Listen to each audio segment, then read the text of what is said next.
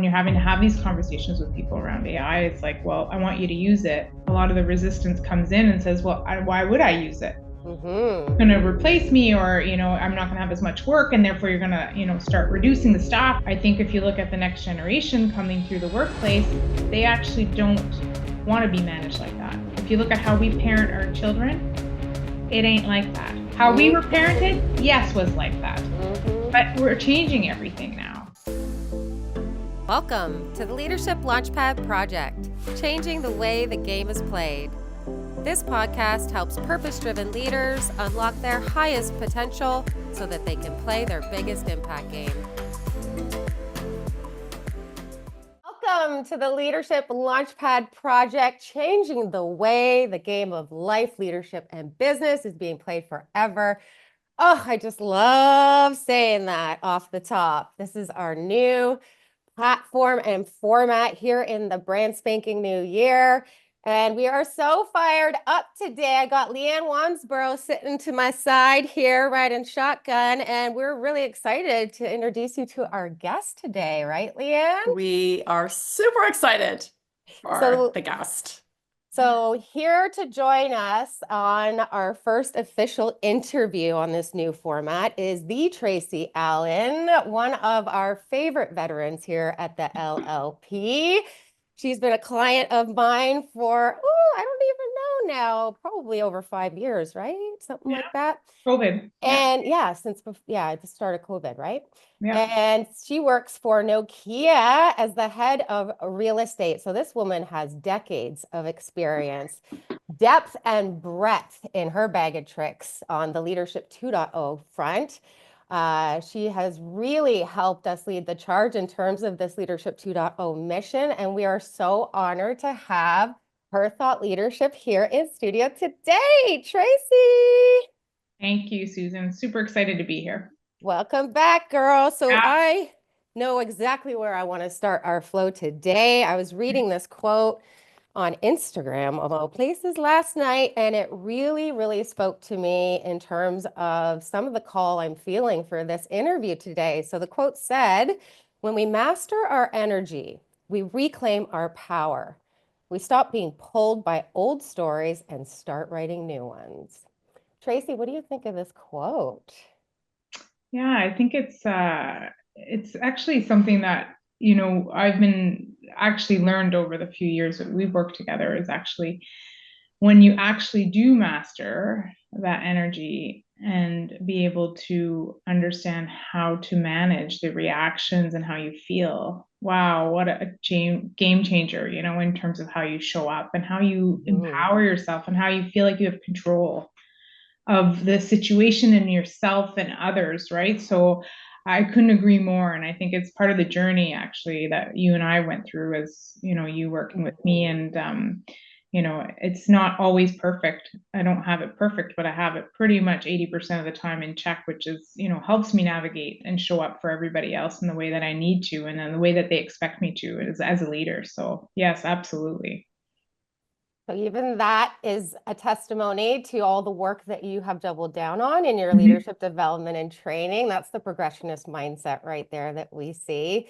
So I'm curious, the place that I want to start in terms of this shift, right? Because we're talking about energy, which to us here at Team Elite just is referring to our state, right? Our emotions are the things that, really are the communication to us and to our people and our environments. A lot of that nonverbal communication that we always talk about comes from the way that we're feeling, right? And so this is a massively important aspect of the Leadership 2.0 foundation. And it happens to be one that I feel like we're really being called to double down on most right now because of this shift that we're seeing in the world, right? We were talking about this on our first episode, right, Leanne? We were talking about how we got Gen Zs and millennials coming up our backside here, and we've got AI all of a sudden that's being said to disrupt, what was the stat? 300 million jobs by the year 2030, which is just jaw-dropping to me. That's a stat that comes from the World Economic Forum, right? Yeah. Mm-hmm. So Yeah, I kind of feel like this is where I want to take our conversation today, especially with a leader in the tech space. Yeah, I'm just curious in terms of what are you seeing in your locker rooms right off the draw here in terms of the uncertainty that is looming now that we're going to have to completely reimagine the way that we orient ourselves towards work. Yeah. Did you want that for me, or did you want Leanne to kind of comment on that? Whoever is feeling the inspiration Yeah. first. I mean, I think for me, I think I see a lot of that being in tech. We know what AI is all about, and we can see it coming up the side, and it's coming up the side, but it is here. Hmm. Um, have we seen the impacts yet? Not clearly and fully yet, right? We're still learning how to use it in the workplace and how to increase productivity and so forth, right? Hmm. But it does discern with people in terms of like some uncertainty around where does their role fit into this, right? When you're having to have these conversations with people around AI, it's like, well, I want you to use it. A lot of the resistance comes in and says, well, why would I use it? Hmm. Going to replace me, or I'm not going to have as much work, and therefore you're going to start reducing the staff and whatever. So we've seen that kind of resistance in the workplace. I think it's going to get better, but I think the point you're trying to get to is how do we equip our people to be able to, push through this change, right? And come out on the other side with with something that, is in line with whatever they're looking for in the workplace or their roles that they're looking for. And this takes me back to, like, I felt like we kind of went through that with COVID. I felt like Hmm. there was so much uncertainty. We didn't know how to operate and so forth. And you know what? At the end of the day, a lot of us, if you look at some of the things that have happened and the stuff that you and I talk about a lot, um, there has been a huge shift in the way that we lead, right? And the way that we've given our people flexibility and the hybrid workspace, and the trust really had to come in because everybody's remote.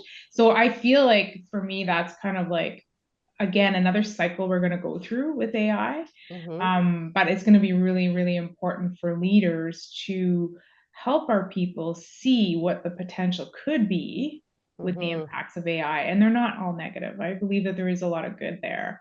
And Hmm. it may just change the way that we have to do things. It may pivot us in a different direction, but it's about helping them see the potential and the opportunities out there, right? And Hmm. that really has to be discussions that you're having with your people to help them see their own potential. Mm. Well, it's interesting. It sounds like what you're essentially saying is there has to be some sort of a trajectory here from people kind of like fearing it and resisting it because of obvious concerns about job losses and encroachment on their duties and that sort of thing, to actually being able to embrace it and see it as part of a tool that they can use to improve performance in some way. But along with that, though, we know that there is going to be a lot of jobs that become redundant and replaced and that sort of thing. So if the leader is the one that, let's say, has to, lead a team to being able to embrace AI because we know that it's coming and it's, as you say, it's here and the future is going to happen very quickly around it. I think like in the next few years, it's going to Hmm. change enormously from where we are right now and pick up steam. So it feels like a tall order for a leader to be navigating all of this uncertainty and have a team that has various reactions to the uncertainty and, of course, to the AI in general. So, what can a leader do to alleviate some of the uncertainty and try and get the team on board with the potential that it has? Yeah. Well, I can give some examples of what I try to do in terms of my teams, but it's really about, you know, like we talk about this all the time, but model holds the most weight, and it's about, if I'm in a good state and I see the possibilities and I am feeling good and feel empowered and feel like I can challenge and can take on the world, bringing that to my team and helping them be their kind of stable kind of table that they can look at and kind of see that I am calm and see the tools that I've used to get there and have conversations with them around the possibilities, right? And creating like a safe place where we can innovate and create. Because yes, AI may take over some of the jobs, but if we looked at what happened in COVID, we saw a lot of people pivot and create new jobs and new ways of doing things. And that's what I see in the AI space. I don't see it as like it's going to replace exactly my jobs. It may replace some jobs, but it's going to create new jobs.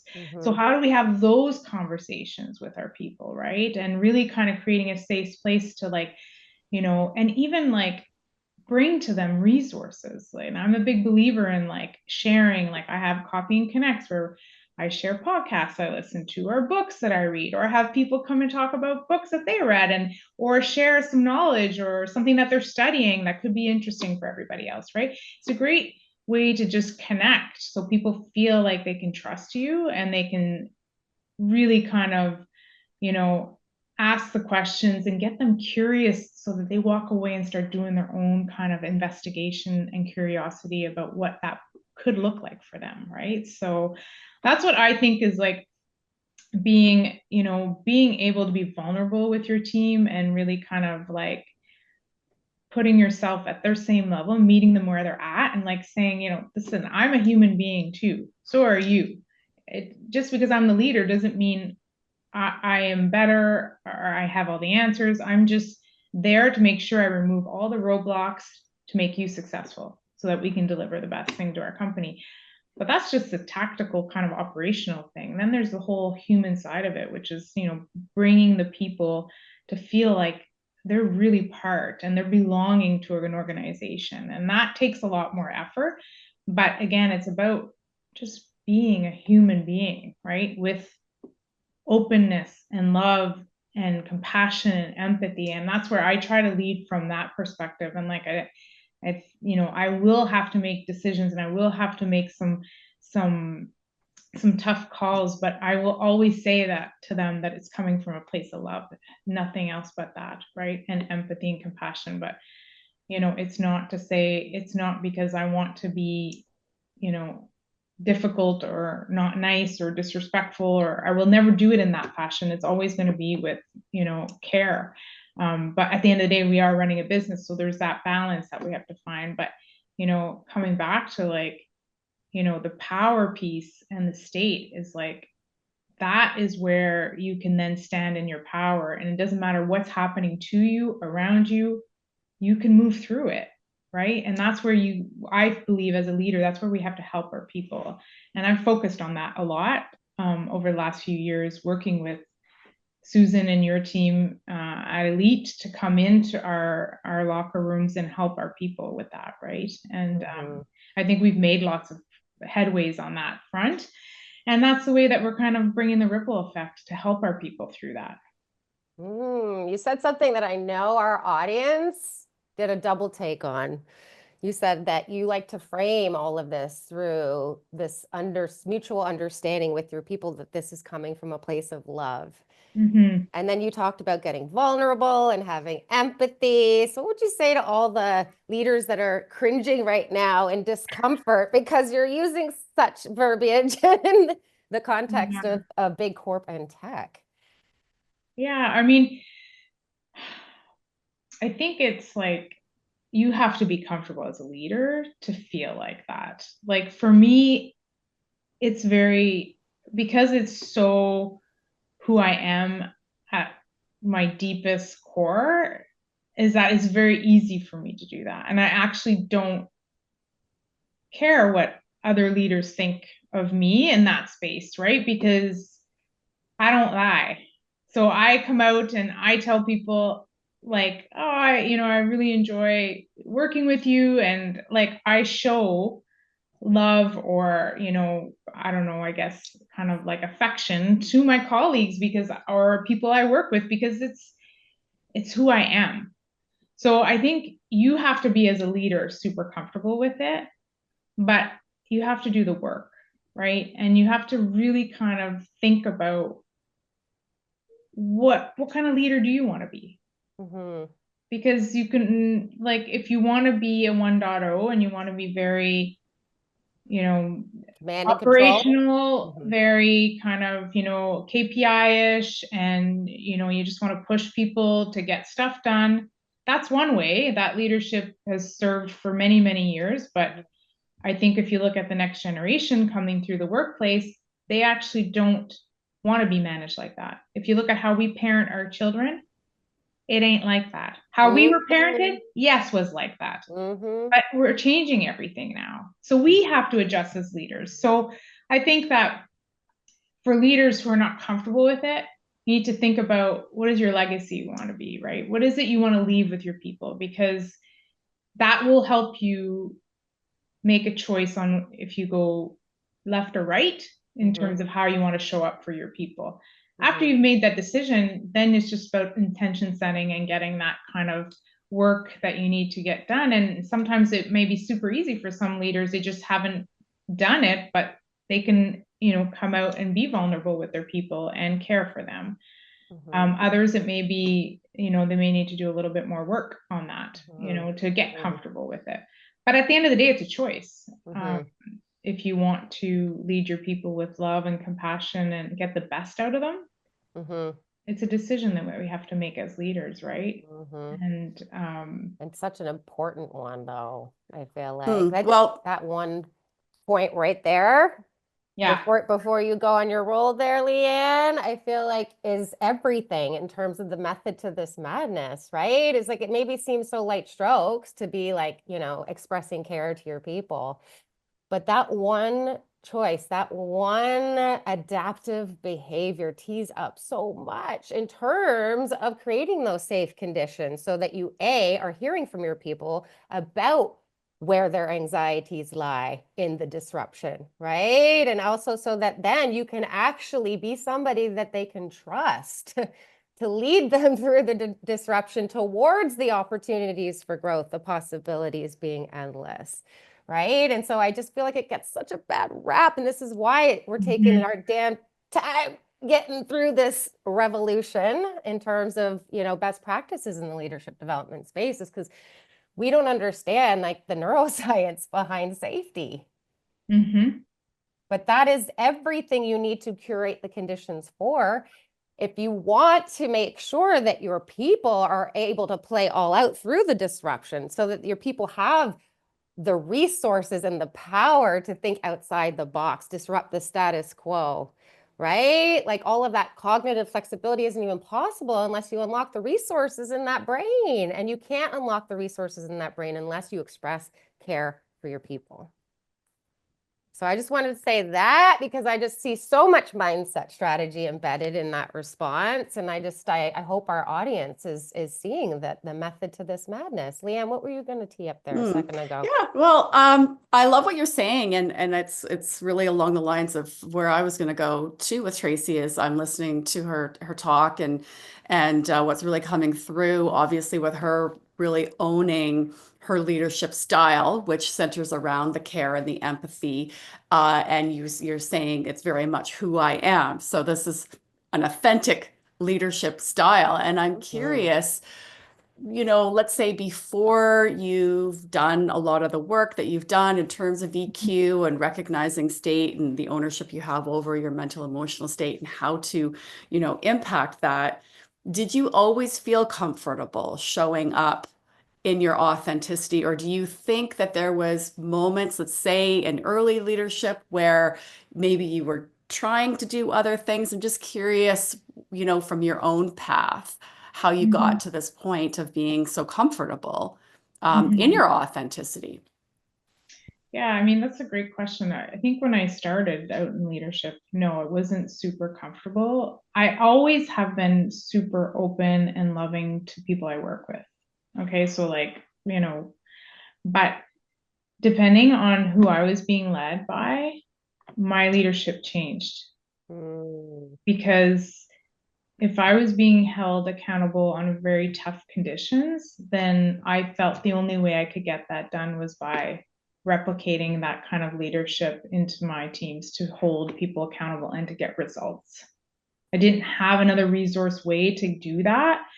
So I always had really good relationships with my people. But when times got tough, when I get into fight flight, when I got panicked and when I got under lots of pressure, I would switch into command. Let's go. Let's get the shit done. And it wasn't always probably the most inspiring way, you know. Now that I look at how I have found different ways of doing that through the work I've done, I've been able to now really double down and not be afraid that the results aren't going to be there if I lean in, because I've seen it over and over again where I can lean in with empathy and still deliver a message that maybe is still really important, but not in such a tough way that will get results, because then I can explain to the people, like, this is what I need and this is why.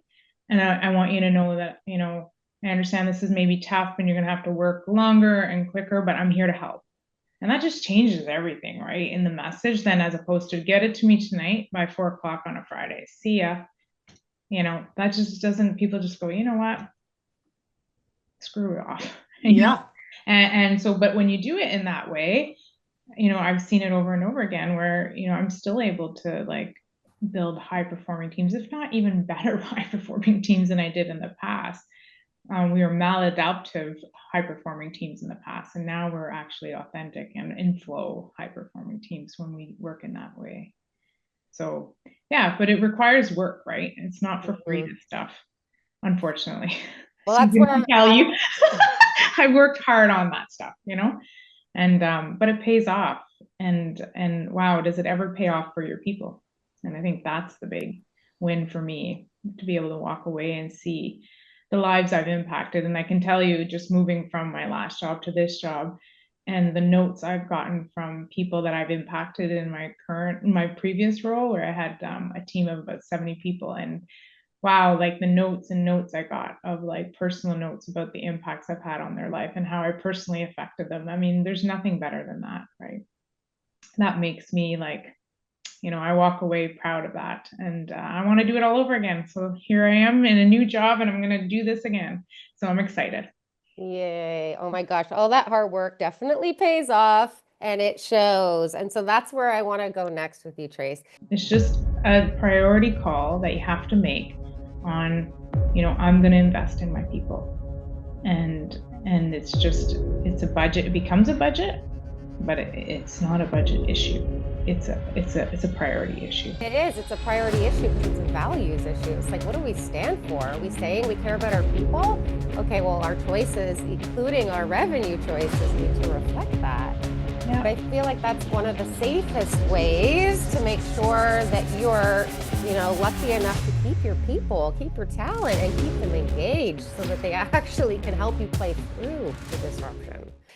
For those leaders out there who are listening to this and realizing, oh, crap, I do need to get outside this comfort zone and start to disrupt the status quo, especially just in my leadership style. Mm-hmm. And I obviously need to ripple effect this out into my locker rooms, like Miss Tracey's Mm-hmm. talking about. But they're currently not in an empowered state, right? Which means maybe they're in scarcity. Maybe they're looking at how much time. We keep talking about it's work and it takes time. And we know it takes revenue, it takes investment. Yeah. I don't even think of that as a cause because we know the ROI is so big. And also want to say this work is becoming more and more non-negotiable. But what would you say to those leaders who are in scarcity and fear being able to make this type of disruptive decision in terms of investing in their people's development in this human-centric way? Mm-hmm. Yeah, so there's the people development, and then there's also like just your self development, right? So I'll say them both, but in the same kind of, I think first you have to be in self leadership and you need to do the work yourself, right? To an extent. And everybody, I can't say everybody's at the same place because I find everybody's on different journeys. And we've seen this when we put people in the programs. Some of them are eating it, some of them are still at the beginning. So it really depends. But at the end of the day, depending on what your desires are and what your outcomes and aspirations are as leader, um, you know, the impacts you'll have not only on your people, but your family and yourself in terms of how you feel and how you navigate and the choices you make in your life and the opportunities that you call in your life and the way that you show up for other people and the, you know, the way that you can become maybe possibly a better mother or father or wife or husband, I mean, the impacts are those, to me, there's no ROI for that, right? And it's just about making a priority call and starting small, right? And just maybe picking up a book, maybe having a call with you just to kind of go through that. And for companies that are looking to invest in leadership, I mean, at the end of the day, and I'll say this to my own company, it's a priority call. It's not a budget issue. It's where do you want to put your money? We put millions and millions into whatever you were selling or developing or whatever business you're in. But your people, we say, are our assets, and those are the most important thing. But yet we can't seem to find hundreds, a couple $100,000 to spend on our people. That's hard to believe, right? And I think it's just a decision. It's just a priority call that you have to make on, I'm going to invest in my people. And it's a budget. It becomes a budget, but it's not a budget issue. It's a priority issue. So I would say if you really want to, have that ripple effect and have, attrition taken care of and people showing up in the best way they can and people being, feeling valued, you have to invest in them. And this is a great program to invest in them because it's not just about work. They feel really invested because they are getting the support they need to change the way they live their lives.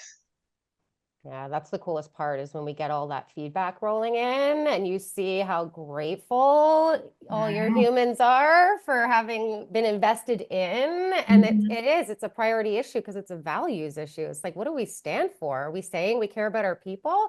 Okay, well, our choices, including our revenue choices, need to reflect that. Yeah. But I feel like that's one of the safest ways to make sure that you're lucky enough to keep your people, keep your talent, and keep them engaged so that they actually can help you play through the disruption. Exactly. Does that tend to be the trigger for companies investing in leadership programs? Is it like, attrition? Is it lack of engagement?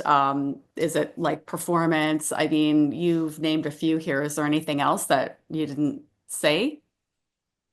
Well, like the ones that you just mentioned there, Leanne, are like those are traditional from I would say like a business looks at, but from an employee perspective, I think that's the ones that we need to get listing on, which is I feel valued, right? And I feel like the company just doesn't want me to be a better whatever my domain is, but they actually care about me as a human being. And wow, they're gonna invest in me like that. I found that was always like a differentiator when I was going through the feedback, right? Because people then know that you care about them. That's coming through a different way, but they actually see that. And but unfortunately, that's not how companies would look at it. But I want us to kind of turn that around a little bit and take a look at if you're an employee, how do you feel when somebody invests in you, right? And I think those are the things that are really, really important. And then you can put that into a perspective of why it's so important for the company to do that and explain to the leadership of those companies, this is why this is so important. Because people are feeling like, wow, you care about me as a human being, not as a technical coder or whatever my role, right? Because a lot of the traditional leadership or traditional training will do, and a lot of the functions are to make that person better at their job. This is more than that. It will have that impact. I was going to say, right? I mean, mean, it will. No, it will, but it's more than that. You know what I mean? And but people, it's hard for leaders and companies to make that connection who haven't experienced it.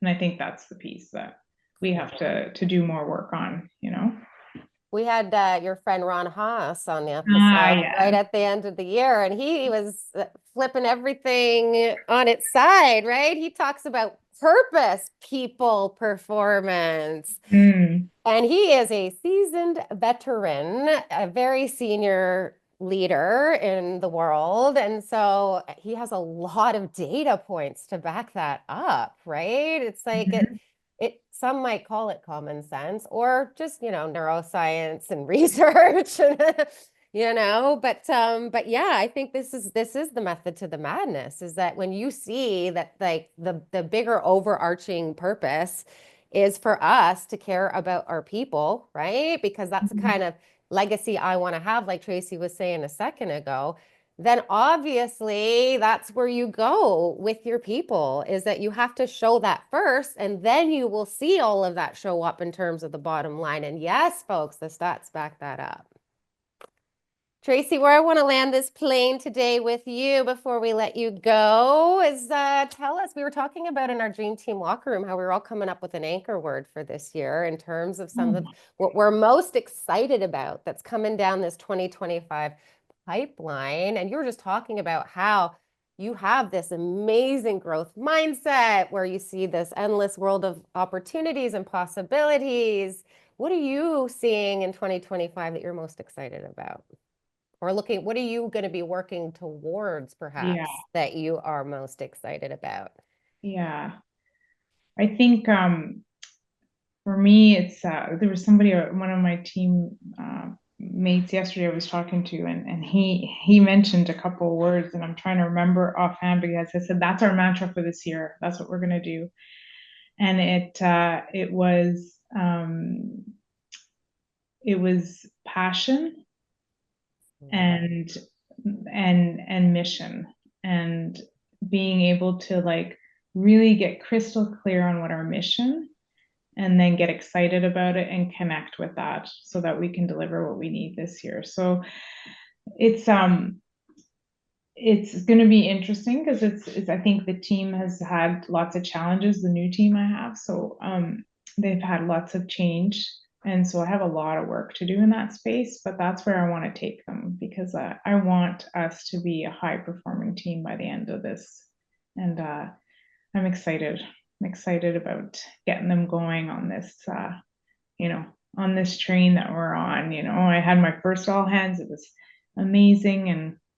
And I think, they saw what I want to bring. So I'm excited we're sending out surveys today on how they feel about the team and how our stakeholders feel about us. So we're starting to collect all the feedback, which we've talked about. That feedback is gold, sometimes not super easy to hear, but is required for us to grow. So I'm excited. So amazing. Congratulations on the new role, Tracey. Well deserved. Yeah, thank you. It's something I've been wanting to do for a long time. So I'm super stoked. And I love doing this kind of work, starting all over, it feels like, but I love it because the end result is just so amazing, right? When I look back at what I was able to leave in IT, and I'm super proud of that team. And I'm glad where we started and where we ended. And I want to do that all over again with this team. So yeah. We always talk about the rocking chair and how we want to look back at the Mm-hmm. final moments on the shot clock, knowing we made it count, right? Yeah. That smile on your face, don't lie. I always say state, don't lie. That Mm-hmm. energy tells a story. And so, yeah, you're making it count, Tracey Allen. Mm-hmm. You sure are. What a fabulous, rich, insightful, inspiring interview today. Is there anywhere, if people are looking to connect with you further on any of these topics or ask any questions in regards to anything you mentioned today, where can they find you? Usually on LinkedIn. I'm pretty active there, so great. I won't give you any social medias. I'm pretty well. LinkedIn is, but the other ones, I just I don't usually post anything. But LinkedIn is a great place for us to connect. Amazing. We'll make sure we put that all in the show notes so people can find you if they want to. Leanne, any final words for our friends and audience today? No, I think hopefully you enjoyed the episode, and we look forward to seeing you next time. I have to land the plane by talking about our word here on the show because Tracey hasn't heard it yet. No, what is it? Our word on the show is co-create. Ooh. And I feel like it is obviously reflected in the through line of this conversation today, right? This is everything that we're talking about is going to be required to be able to achieve and maintain and sustain that cognitive flexibility, that adaptability, that resiliency, is that we actually have to be able to learn these human-centric 2.0 leadership approaches so that we actually can start to elicit all of that kind of co-creative exercise that we're describing today, that's going to open up what I am most excited to see based on some of the experts we have on the show is, yeah, there's just like so much possibility. The sky really is the limit in terms of how cool AI can be. I mean, we always have these busted up associations with the word disruption. But in an economic sense, disruptions can be massively advantageous. This is everything I was coaching on during the pandemic, is like adversity is just the opportunity for growth dressed up and disguised as adversity. And so I kind of feel like, yeah, that's where I want to land the plane today, is that word co-create. I really feel intuitively that that is what is going to be required from us all as we go about our mission passionately to reshape this collective consciousness, right? Around what it even means to be a leader in 2025 and beyond. This was so much fun, as I knew it would be. Thank you, ladies, for joining me in the locker room today. And thank you, everybody out there listening, our inspiration. This is everything that gets us on these mics, on these podcasts, with so much enthusiasm, passion, and excitement. We know we're co-creating what I just described in terms of, yeah, this revolution to our working world. We're co-creating with every single one of you, and we couldn't do it without you. So that's where I want to land. Attitude of gratitude, and a call. If anybody out there listening has any suggestions about anything that was mentioned today that they want to learn more about, that they want to go deeper on and explore at more depths, please, please, please come find us, leave us a note. And also remember, if you're not following along, we'd love to have you on our dream team. So hit subscribe, hit like, share it with a friend, share it with your teams. Like, let's start planting these seeds and spreading that ripple effect. This is everything that I'm feeling in this moment, in this shift energetically, because that's where we started with this quote, right? I really think this is the moment where we go from me to we. So we're in it to win it together. Let's go, people. Your highest potential is our passion. Thank you for tuning in, and we will see you next week.